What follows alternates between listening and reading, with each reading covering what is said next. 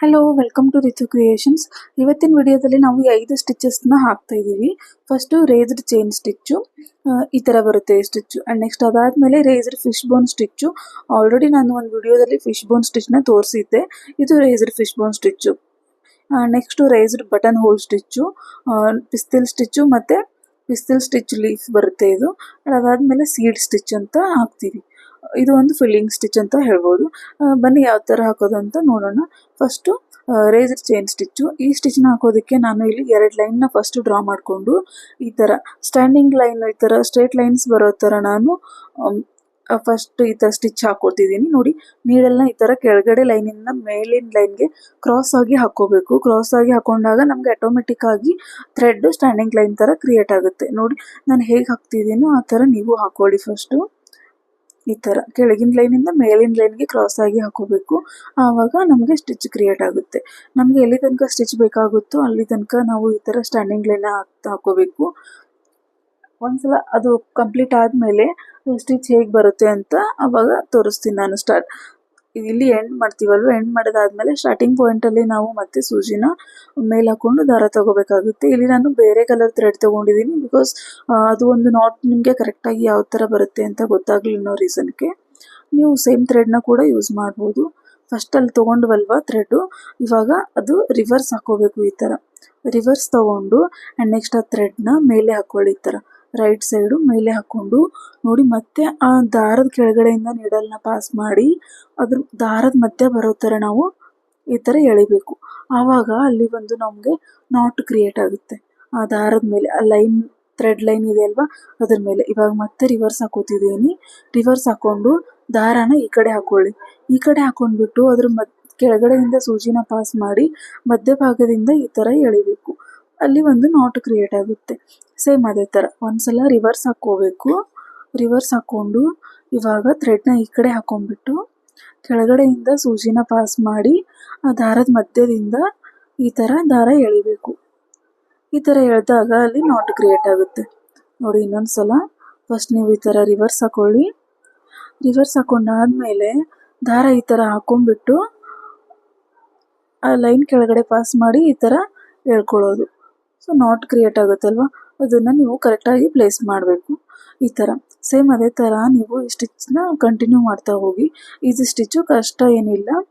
ಈ ಥರ same end ಆಯ್ತಲ್ವ, end ಆದಮೇಲೆ ತೋರಿಸ್ತೀನಿ ಯಾವ ಥರ ಕಾಣುತ್ತೆ ಇದು ಅಂತ. ಸೊ ಲಾಸ್ಟಲ್ಲಿ ಎಂಡ್ ಮಾಡ್ಕೊಳ್ಳಿ. ನೋಡಿ, ಒಂದು ನಾಟ್ ಮೇಲೆ ನಾಟು ಹೇಗೆ ಕ್ರಿಯೇಟ್ ಆಗಿದೆ ಅಂತ ಲೈನ್ಸ್. ಸೊ ಈ ಥರ ಕಾಣುತ್ತೆ ಇದು. Next raised fish bone stitch. ಇದು ಫಸ್ಟ್ ಲೀಫ್ ಹಾಕಿದ್ದೀನಲ್ವ, ಅದು fish bone stitch. Second one raised fish bone stitch. ಎರಡಕ್ಕೂ ಒಂದು ಸ್ವಲ್ಪ ವ್ಯತ್ಯಾಸ ಬರುತ್ತೆ. ಈ ಥರ ನಾನು ಫಸ್ಟ್ ಇಲ್ಲಿ ಲೀಫ್ನ ಡ್ರಾ ಮಾಡ್ಕೊಂಡಿದ್ದೀನಿ. ಮಿಡ್ಲಲ್ಲಿ ಒಂದು ಲೈನ್ ಡ್ರಾ ಮಾಡ್ಕೊಳ್ಳಿ. ಈ ಥರ ನೋಡಿ, ಆ ಪಾಯಿಂಟಲ್ಲಿ ನಾನು ದಾರಾನ ಮೇಲೆ ತೊಗೊಂಡು ಆ್ಯಂಡ್ ಮಿಡ್ಲಲ್ಲಿ ಲೀಫ್ ಮಿಡ್ಲಲ್ಲಿ ಬಂದುಬಿಟ್ಟು ಸೂಜಿನ ಈ ಥರ ಆ್ಯಂಡ್ ಮತ್ತೆ ಆ ಕಾರ್ನರ್ ಪಾಯಿಂಟ್ ಪಕ್ಕದಲ್ಲಿ ಸೂಜಿನ ಮೇಲೆ ತೊಗೋತಿದ್ದೀನಿ. ಈ ಥರ ಬರುತ್ತೆ. ಅಲ್ಲಿ ತೊಗೊಂಡ್ವಲ್ವಾ ಫಿಶ್ ಬೋನ್ ಸ್ಟಿಚ್ನ ನಾವು ಇಲ್ಲಿ ಮಧ್ಯೆ ಹಾಕೋತೀವಿ. ರೇಸ್ಡ್ ಇಲ್ಲಿ ತೋರಿಸ್ತಿದೆ ಅಲ್ವಾ, ಆ್ಯಂಡ್ ನಾವು ರೇಸ್ಡ್ ಫಿಶ್ ಬೋನ್ನ ಈ ಎಂಡಲ್ಲಿ ಹಾಕೋತೀವಿ. ಅಷ್ಟೇ ಡಿಫ್ರೆನ್ಸ್ ಎರಡಕ್ಕೂ. ಇಲ್ಲಿ ಆ ಎಡ್ಜಿಂದ ಈ ಎಡ್ಜಿಗೆ ಸೂಜಿ ಮೇಲೆ ಬರಬೇಕು. ನೆಕ್ಸ್ಟ್ ಮತ್ತೆ ಮೇಲೆ ಈ ಥರ ರೈಟಿಂದ ಲೆಫ್ಟ್ಗೆ ಈ ಥರ ಸೂಜಿ ತೊಗೋಬೇಕು. ಆವಾಗ ಸ್ಟಿಚಸ್ ಆಟೋಮೆಟಿಕ್ ಆಗಿ ಫಾರ್ಮ್ ಆಗುತ್ತೆ. ನೋಡಿ, ಒಂದ್ಸಲ ಮೇಲೆ ತೊಗೊಂಡ್ವಲ್ವ, ಇವಾಗ ಮತ್ತೆ ಕೆಳಗಡೆ ರೈಟಿಂದ ಲೆಫ್ಟ್ಗೆ ಈ ಥರ. ನೆಕ್ಸ್ಟ್ ಇವಾಗ ಮತ್ತೆ ಮೇಲೆ ರೈಟಿಂದ ಲೆಫ್ಟ್ಗೆ ಈ ಥರ ಸೂಜಿ ಹಾಕ್ಬಿಟ್ಟು ಎಳಿಬೇಕು ದಾರಾನ. ಈ ಥರ ರೈಟಿಂದ ಲೆಫ್ಟ್ಗೆ ಈ ಥರ ಎಳೆಯೋದು, ಮತ್ತೆ ಮೇಲೆ. ಸೊ ಇಷ್ಟು ಈ ಲೀಫ್ ಕಂಪ್ಲೀಟಾಗಿ ಆಗೋವರೆಗೂ ನಾವು ಇದೇ ಥರ ಸ್ಟಿಚ್ನ ಕಂಟಿನ್ಯೂ ಮಾಡ್ತಾ ಹೋಗಬೇಕು. ಆವಾಗ ನಮಗೆ ಆಟೋಮೆಟಿಕ್ ಆಗಿ ಅಲ್ಲಿ ಒಂದು ಎಂಬೋಸ್ಡ್ ಲುಕ್ ಬರುತ್ತೆ ಲೀಫು.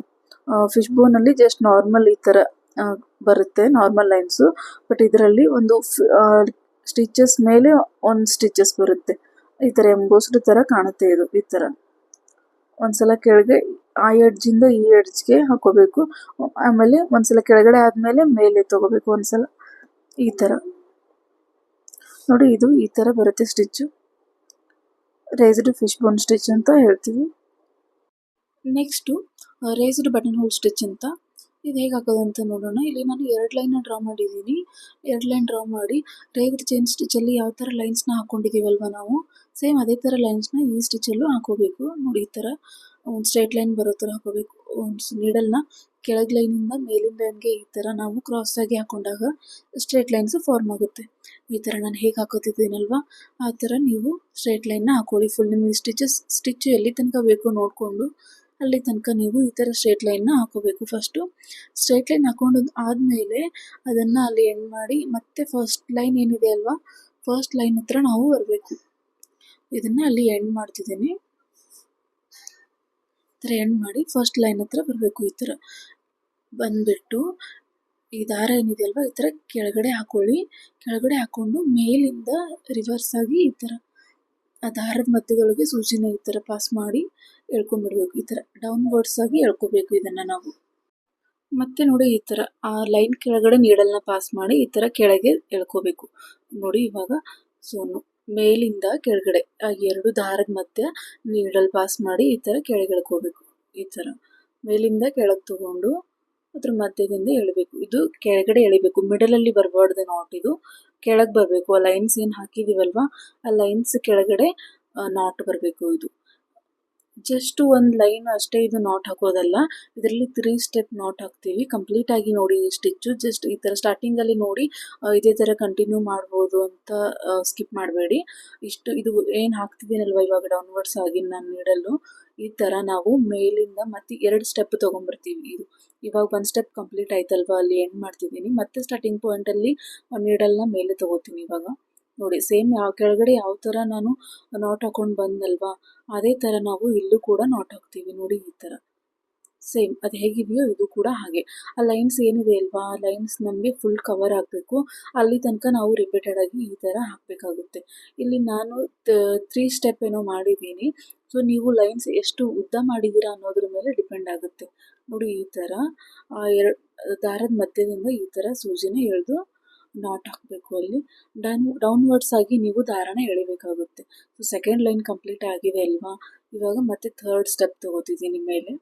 ಈ ಥರ ತೊಗೊಂಡ್ಬಿಟ್ಟು ಇಲ್ಲಿ ನೋಡಿ ಒಂದು ಬೇರೆ ಥರ ಎರಡೂ ಕೈಯಿಂದ ಯೂಸ್ ಮಾಡಿ ನಾನು ದಾರ ಎಳಿತಿದ್ದೀನಿ, ನಿಮಗೆ ಈಸಿ ಆಗಲಿ ಅನ್ನೋ ರೀಸನ್ಗೆ. ನೋಡಿ ಈ ಥರ ನೀವು ಈ ಥರ ಹಾಕೊಳ್ಳಿ, ಈಸಿ ಆಗುತ್ತೆ. ಬಿಕಾಸ್ ಕೆಳಗಿನ ಸ್ಟೆಪ್ ಹಾಕಬೇಕಾದ್ರೆ ನಮಗೆ ಈಸಿಯಾಗಿ ಬರುತ್ತೆ.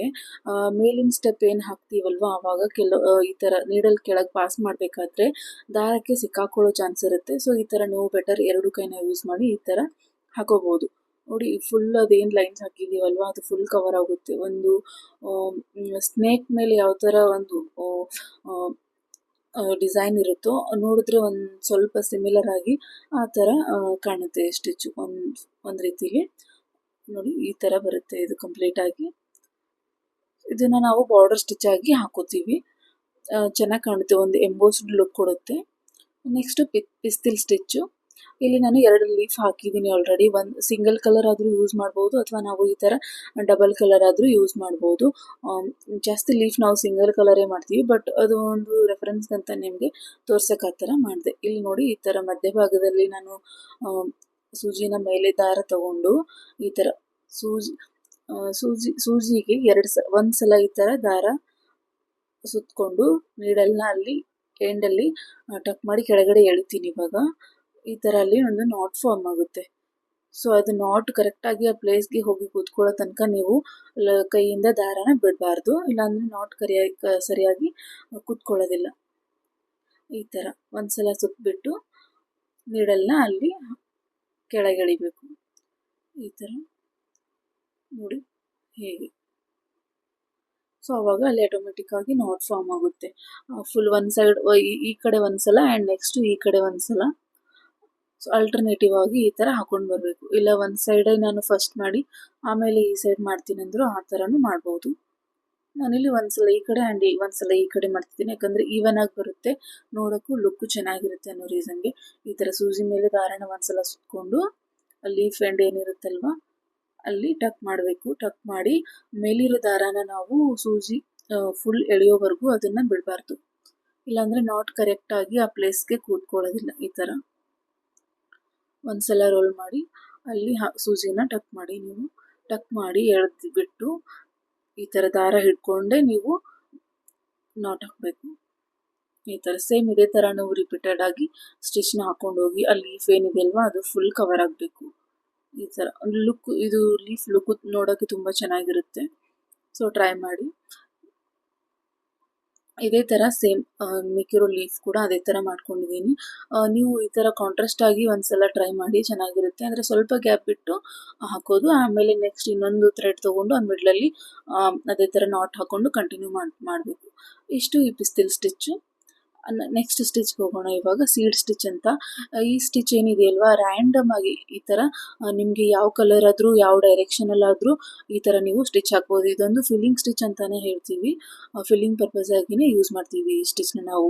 ಜಸ್ಟ್ ಒಂದು ಏನಂತಾರೆ, ಯಾವುದೇ ಪರ್ಟಿಕ್ಯುಲರ್ ಆಗಿ ಸ್ಟಿಚ್ ಬೇಡ, ಜಸ್ಟ್ ರ್ಯಾಂಡಮ್ ಆಗಿ ನೀವು ಹಾಕೋಬೋದು. ಇದನ್ನು ಈ ಥರ ಕ್ರಾಸ್ ಪ್ಯಾಟರ್ನಲ್ಲೂ ಹಾಕೋಬೋದು, ಇಲ್ಲಾಂದರೆ ಈ ಥರ ಸ್ಟಿಚ್ ಲಾಂಗ್ ಸ್ಟಿಚ್ ಈ ಥರ ಹಾಕೋಬೋದು. ಇದು ಒಂದು ಸ್ಮಾಲ್ ಸ್ಟಿಚಸ್ ಹಾಕ್ತೀವಿ, ತುಂಬ ದೊಡ್ಡ ಸ್ಟಿಚ್ ಹಾಕ್ಬಾರ್ದು. ಇದು ಸ್ಮಾಲ್ ಸ್ಟಿಚಸ್ನ ಹಾಕ್ತೀವಿ, ಚೆನ್ನಾಗಿ ಕಾಣುತ್ತೆ. ಈ ಥರ ಜಾಸ್ತಿ ನಾವು ಕಾಮಿಡಿ ಪಿಕ್ಚರ್ಸ್ ಇರ್ತಾವಲ್ವ, ಈ ಥರ ಮಿಕ್ಕಿ ಮೌಸು ಈ ಥರ ಎಲ್ಲ ಪಿಕ್ಚರ್ನ ಯಾವುದಾದ್ರೂ ಬಟ್ಟೆ ಮೇಲೆ ಡ್ರಾ ಮಾಡಿಕೊಂಡು ಈ ಥರ ಅದರಲ್ಲಿ ಫಿಲ್ ಮಾಡ್ತೀವಿ. ಈ ಥರ ಸ್ಟಿಚ್ನ ನಾವು ಒಂಥರ ಚೆನ್ನಾಗಿರುತ್ತೆ ಇದು ನೋಡೋದಕ್ಕೆ.